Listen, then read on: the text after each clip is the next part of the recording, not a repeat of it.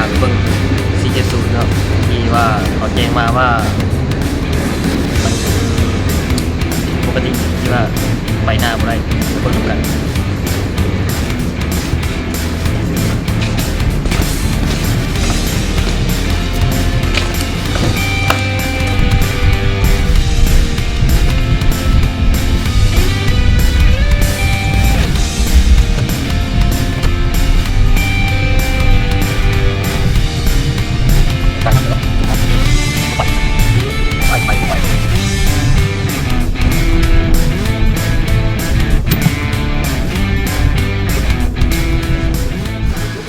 ตอนนี้เราก็มาหน้างานที่ว่า WA 470มันตายแล้วนะเพราะติดเครื่องเบิ่งนำเกินว่ามันเป็นด้วยสาเหตุเนี่ย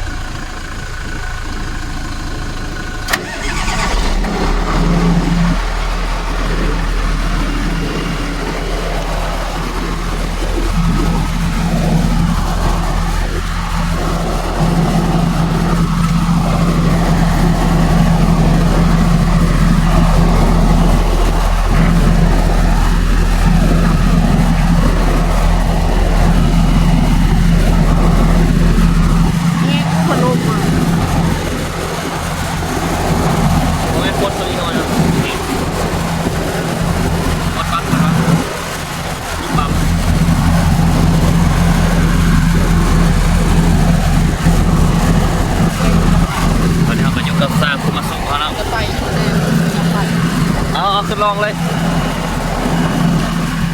เดี๋ยวสร้างโคบสู้เขาจัดการให้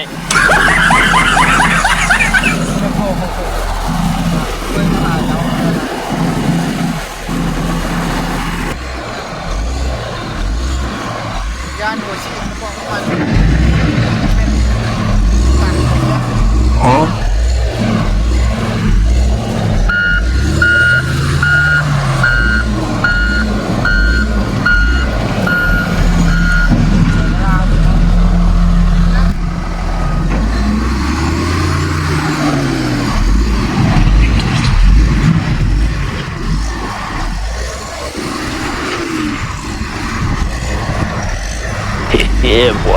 คาดการว่าเป็นที่ระบบน้ำมันเชื้อเพลิง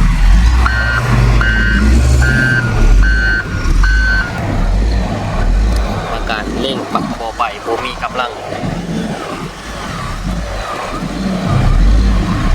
เป็นจังหวะหอบตัดโบขึ้นห้อโนนนี่สัมปัน